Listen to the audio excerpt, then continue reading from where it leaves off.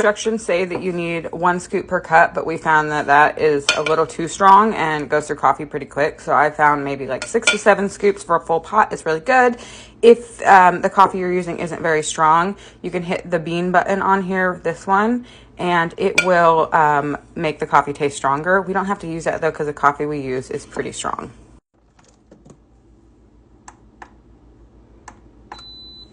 It has a timer like everything else. It brews just fine. I think the coffee tastes amazing. My parents had bought them one for Christmas and they're coffee snobs like I am and they love it too. It brews really fast and probably takes only, I don't know, 10 minutes or so.